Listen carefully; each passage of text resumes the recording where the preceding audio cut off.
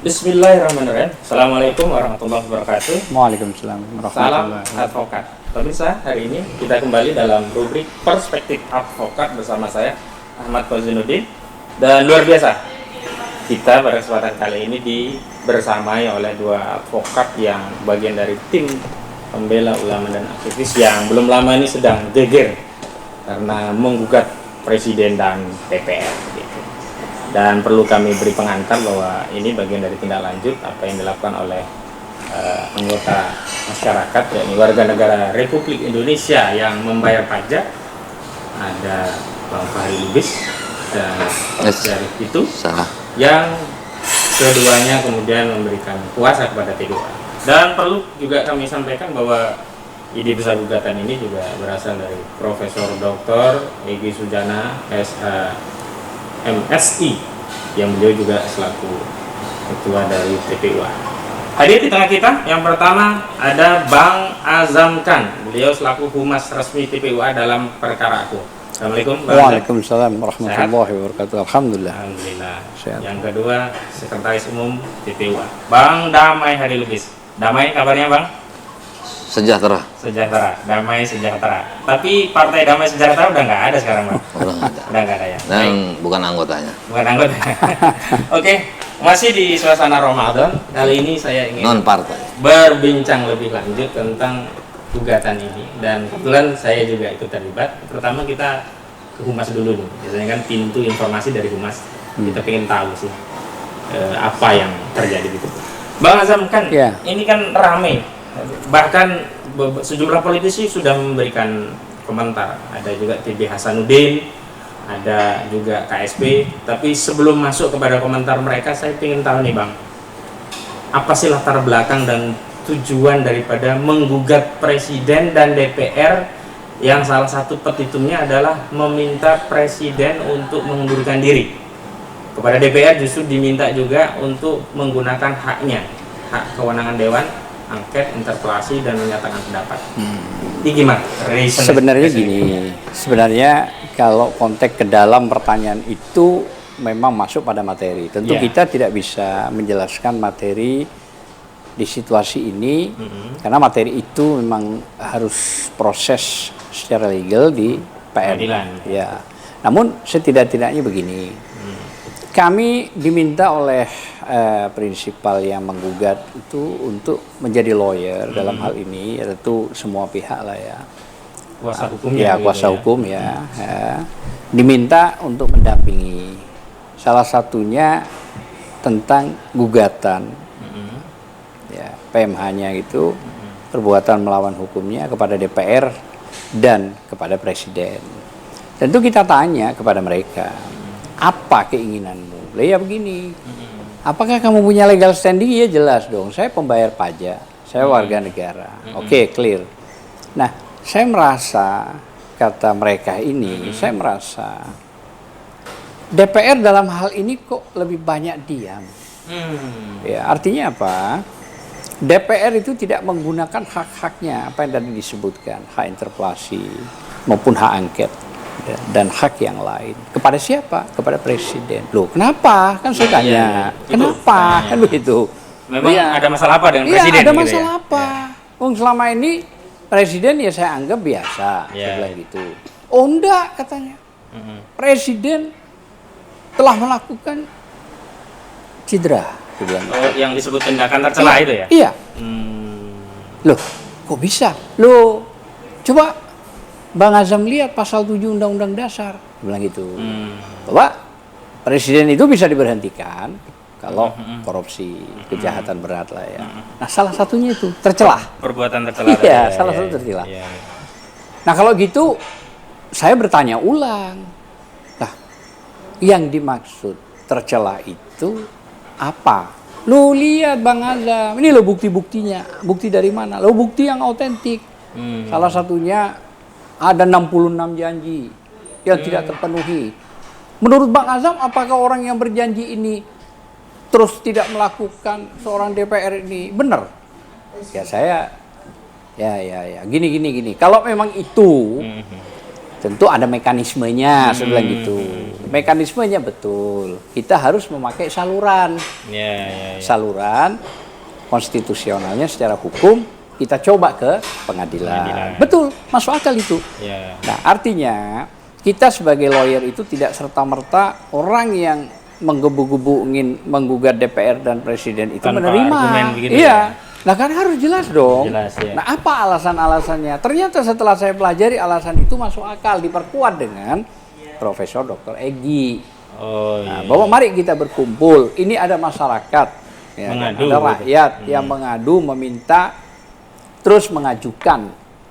Apakah kita tolak? Nah, setiap advokat nggak boleh menolak. Oh iya, kode etik advokat Iya, kan ya. nggak boleh. Nah, gitu. boleh menolak Nggak perkara boleh, ya. nggak boleh menolak, harus kita laksanakan itu. Iya. Terlepas nanti ending pointnya apa hasilnya, paling tidak kita tidak ditegur sama Allah, tak kalah. Ya, tak kalah ada kebatilan, kebohongan, kezaliman dibiarkan. Baik. Supaya kita tidak tegur sama Ini Allah. sekedar mengingatkan nih Bang. Iya. Katanya Pameo-nya itu pengacara berjuang membela yang bayar. Dibayar nggak nih kasus ini?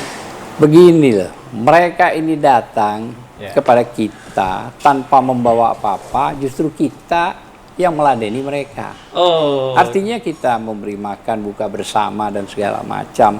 Tapi dalam konteks begini loh, bukan kita tertarik dengan apa yang diajukan, tapi kewajiban kita orang Muslim. Tak kala ada masyarakat yang tidak mampu masuk di bulan Ramadan, kenapa sih kita tidak melakukan itu? Betul. Nah, itu yang utama. Nah, kalau masalah pembayaran tidak ada, demi Allah tidak ada. Oh, ini murni ibadah lah ya gitu ya. Ibadah, satu ibadah. Kedua juga pembelajaran kepada publik dan biar rakyat itu tahu. Gitu loh ya. Saya sendiri terus terang saja, kalau berjanji kepada anak saya yang masih usianya 7,5 tahun, ingin membelikan balon yang warna-warni, tapi lupa, 2 jam kemudian ditagih. Tagih ya. Iya. Terus apa bahasanya? Anak sekarang ini, Abah sudah munafik. Aduh, Masya Allah, sampai segitunya. Iya. Loh, marah dong saya. Kenapa Abah munafik? Loh, kan Abah janji mau belikan balon. Astagfirullahaladzim. Baru saya sadar bahwa begitu pentingnya, gitu loh ya. Itu anak kecil ya? Anak kecil. Bagaimana ratusan juta Presiden. orang dewasa? Waduh, udah tanggapi kalian aja lah. Jadi intinya, untuk kepada anak sendiri yang bisa melakukan kebohongan saja masih ditegur sama anak, bahkan diingatkan, Abah munafik, langsung tuduhan. Ya, orang munafik kan salah satunya ingkar janji, ya. gitu loh ya. Nah ini Dia tidak belum paham praduga tak bersalah. udah Anak ngerti, kecil. Oh, udah ngerti. 7,5 tahun umurnya. Udah mumayyiz, Lihat. walaupun belum balik ya. Belum, 7,5 tahun. Jadi saya berpikir, loh ini introspeksi bagus dari anak Bagus, saya. ya. Sehingga saya untuk berjanji mikir, ada bahan nggak untuk saya belikan atas janji saya. Kalau saya tidak ada bahan, saya diam. Nah, Ya. artinya kalau dikaitkan kepada orang-orang yang tadi prinsipal itu mau menggunakan haknya untuk menggugat, rasionalnya masuk. Nah, pertanyaan nih Bang, kan tidak seluruh rakyat Indonesia sama dengan orang-orang yang menggugat ini. Iya, tentu. Kalau kita bicara tidak semua rakyat Indonesia, tapi saya yakin kalau disurvei mayoritas. Begitu ya. Iya. Artinya juga tidak butuh semua harus ikut menggugat begitu ya. Tidak. Sepanjang ada yang mengambil tindakan itu sudah cukup. Tidak, makanya Allah menciptakan 2. Dan neraka ada surga. Lah kalau kamu mau mengikuti yang baik, menghindari dari munafik, masuklah di tempat surga.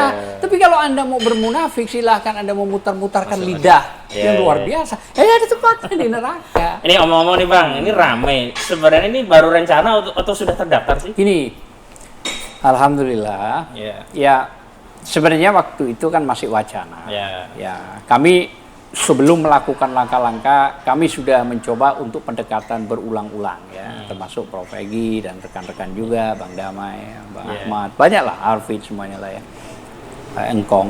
Jadi setelah ending point diambil, maka kesepakatan itu disusun draft. Nah, kenapa harus disusun draft? Ya, pertama harus profesional karena masuk di arena advokat. Ya. Nah, kita malu dong kalau sudah ada 7 atau lebih untuk menggugat. Ya biarlah kita buatkan. Setelah kita buatkan, tentu bersama-sama dipimpin oleh Ahmad Hozain, didaftar ke pengadilan. Nah, rupanya tidak ada kendala apapun.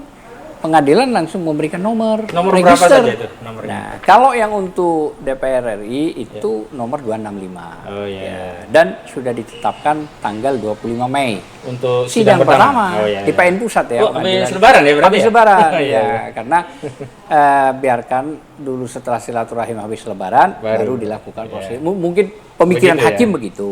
Ya. Dan yang kedua nomor 266. 266 itu gugatan terhadap presiden.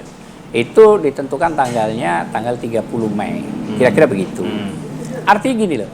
Kami dalam hal ini sebagai advokat tidak ada rasa apapun kepada siapapun. Ya, hanya kami ini melihat bahwa apa yang ingin diajukan oleh rakyat itu prinsipal. Punya bukti. Mari kita uji kebenaran itu ada nggak, gitu loh ya. Sebab kasihan, kekhawatiran saya itu apa? Karena Allah menciptakan neraka. Takut pas benar munafik itu benar ada stempel, justifikasi apalagi Allah. Kan kasihan. Kita ingin menolong gitu loh. Berarti ini konteksnya justru menolong nih. Menolong supaya maksud saya tidak terjerumus masuk di situ. Kan gitu kira-kira. Lah, saya kira itu yang paling utama. Menarik sekali pemirsa. Saya Iya. jadi teringat satu hadis Rasulullah SAW bersabda, "Unsur akhaka zaliman au mazluman." Tolonglah saudaramu yang berbuat zulim yang juga dizalimi. Udah sahabat bertanya, kalau orang dizalimi ditolong masuk akal, tapi kalau yang berbuat zalim bagaimana ya Rasulullah? Nah, kata Rasulullah pada cegah dia berbuat zalim, itu cara menolong orang yang menzalimi. Dan sepertinya ikhtiar itu yang sedang dilakukan. Iya, itu. Mencegah orang berbuat zalim Betul. agar tertolong dari neraka. Itu kan Sebentar ya Bang Ajam, Iya, boleh, saya boleh. geser ke Bang Damai. Oke. Bang Damai ini menarik nih. Ternyata KSP menanggapi nih. Saya baca sedikit saja sebagian komentarnya. Tenaga ahli KSP Ade Irfan Pulungan itu mengatakan begini.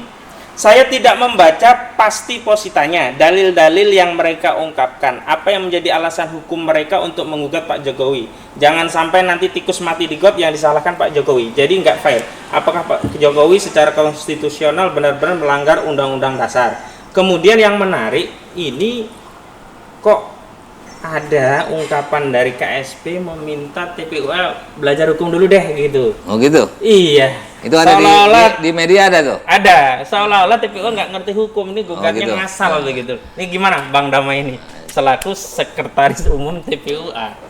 Jadi begini, Ya. saya juga masih ingat saya wajahnya si Irwan Pulungan ini. Ya, Ade Irfan Ketika Pulungan, ya. masih satu kubu di jalan kebenaran. Memang sekarang kebatilan. Versi kami saat itu dia dan kami kawan-kawan Iya, iya. masih di jalan kebenaran. Ya. Kalau dia mau mengakui dahulu dia adalah di jalan kesalahan, silakan aja. Kan gitu. Iya, versi. Ini kan versi. pendapat ya. Ini pendapat saya. Iya, iya. Dulu dia dan saya dan kawan-kawan masih berada di jalan kebenaran sehingga kami kenal. Atau mungkin tepatnya belum masuk istana begitu ya? Nah, waktu itu dia belum masuk Nah, istana. mungkin itu nomenklatur Nah. yang diakui oleh para pihak. begitu. Itu bisa dia di itunya. Ya. Known-nya seperti itulah ya. Ya. Selanjutnya dia katakan tadi Suruh kita belajar disuruh hukum belajar, lagi, ya. belajar hukum. Ya. Nah, jadi gini. Tapi yang menarik Pak Damai, dia nyuruh belajar hukum, tapi dia belum membaca juga positanya. jadi Begitu gini. bagaimana? Aneh kan? Tadi tentang konstitusi dia bilang apa? Jadi dia katakan ya nggak masuk akal lah gara-gara gugatan Nah, ini, iya kan? karena konstitusi mengatur Jadi, mekanisme pemakzulan, pengunduran diri, kok petitumnya minta mundur. Jadi gitu. gini, soal mekanisme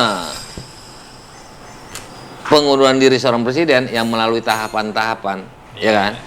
DPR bersidang, DPR menghasilkan minta ke MK, MK balik lagi, itu dia tuh justru belum ngerti. Ya. Saya anggap dia belum ngerti. Masa dia ngajarin kita? Nah, cuma saya numpang tanya ya sama dia. Dulu yang SK advokatnya bilang sama saya, basnya semuanya kebanjiran. Saya mau bertanya, sekarang dia udah punya belum? Udah ada gantinya belum itu? Ya, itu Basnya sekedar ketinggalan. cover both side ya pemirsa. Ya. Silakan lanjut. Nah, saya mau nanya itu aja, sehingga saya langsung nelpon, tolong cari nama ini. Iya. Ada nggak? Jawabannya zero. Nama itu nggak ada, kan gitu. Iya. Mana tahu dia udah ketemu sekarang kan bisa jadi bukti kan. Oh, iya. Itu sampingan aja. Ya, tapi cover website ya. Oke, lanjut. Terus masalah tadi konstitusional kan gitu. Justru ini kita lagi menguji. Oh, iya. Jangan melarang-larang dia, jangan kita suruh belajar. Kecuali kalau Ya. menggugatnya lewat warteg baru keliru gitu ya. Baru keliru. Ini Masalah kan di itu. pengadilan kan ya? Iya, masalah itu. Walaupun saja dia anggapnya saja sudah mempelajari, Iya. sudah ngelotok, Iya. nggak punya hak bicara seperti itu. Tetap pengadilan. Jangan mendahulukan hak independen dari badan peradilan. Jangan mempengaruhi. Iya, iya, Apalagi kita disuruh belajar. Kan nggak masuk akal. Iya, iya. Seorang Bang Egy yang notabene boleh dibilang ada guru dia, begitu juga di saya senior dia pastinya. Oh, ini Yakin. sebenarnya orang-orang lingkaran aja sebenarnya ya. Wah, orang lingkaran dulu kita pernah kenal ketika dia dan saya menganggap posisi dalam jalan kebenaran. Dulu kita masih kenal dia. Setelah belum masuk lingkaran istana, ya kan gitu. Nah, sekarang tiba-tiba seperti itu menyatakan belajar. Kan nggak masuk akal.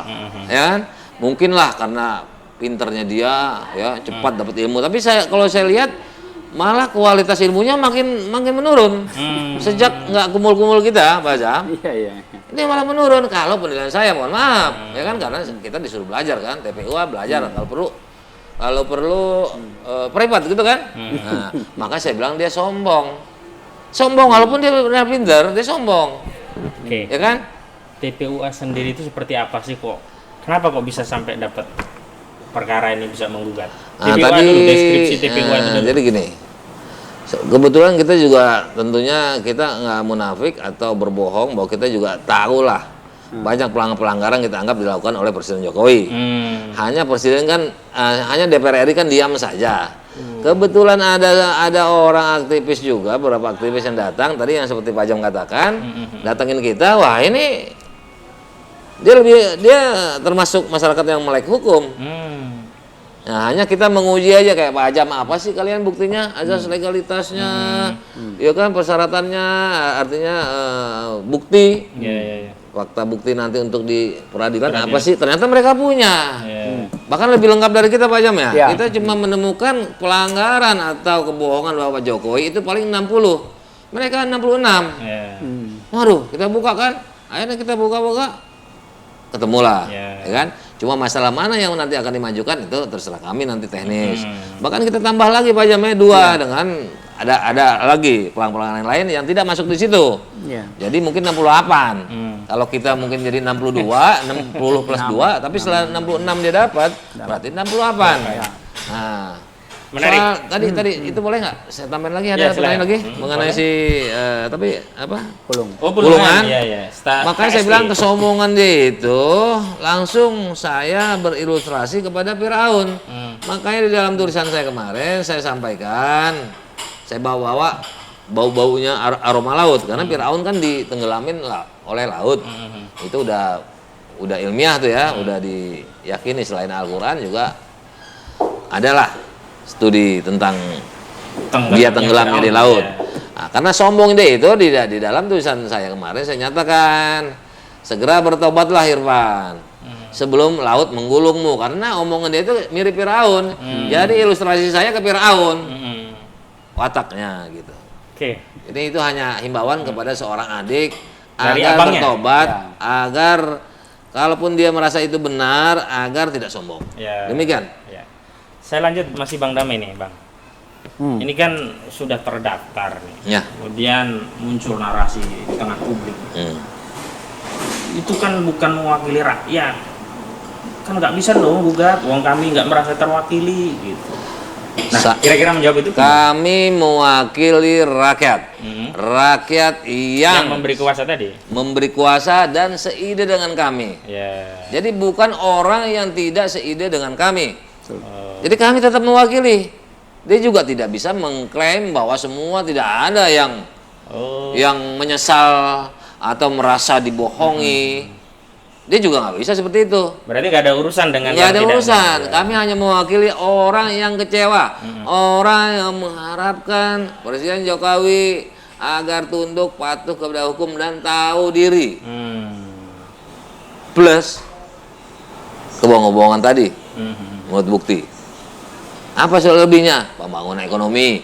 Cuma kami nggak mau menyentuh bidang yang di luar disiplin ilmu kami.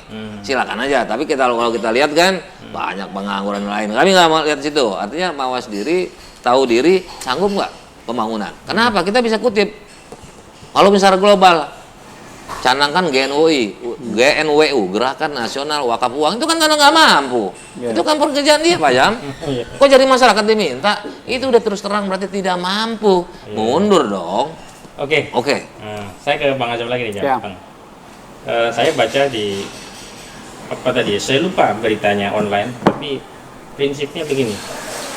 TB Hasanuddin juga itu berkomentar. Ini orang partai sudah mulai berkomentar. Dan Ya. tadi saya baca juga koalisi partai pendukung Jokowi juga berkomentar. Ya. Ini kok kayaknya semua mulai menghangat bahkan panas nih isu ini.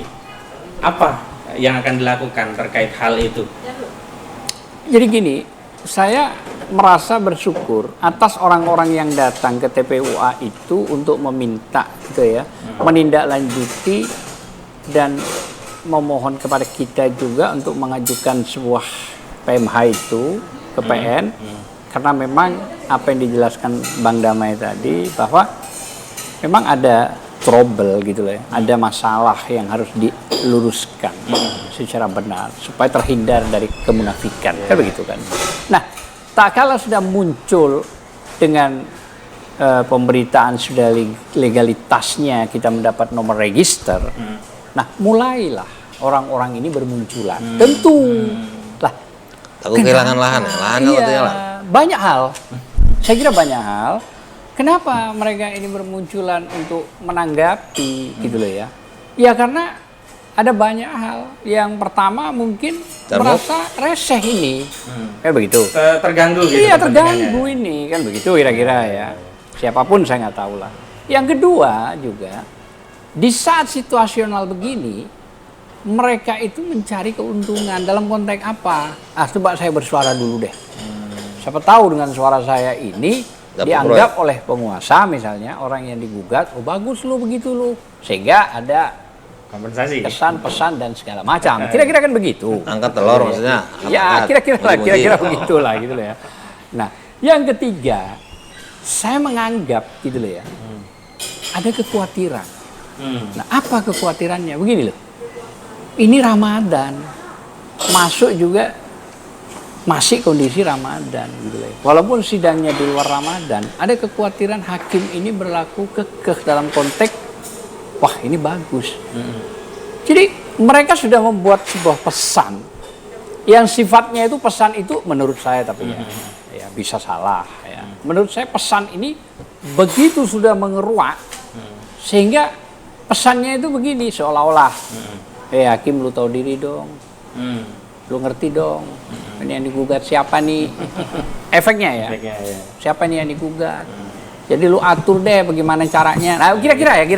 Saya Kira-kira bacakan ya. dulu nih Bang. Ya, Yang ya. jelas satu ada dari DPP Golkar, AC Hasan Sajili. Dia mengatakan begini.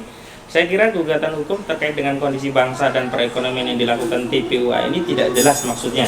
Harus jelas objek hukum dari gugatan itu. Apakah yang digugatnya itu termasuk dalam ranah gugatan hukum? Begitu.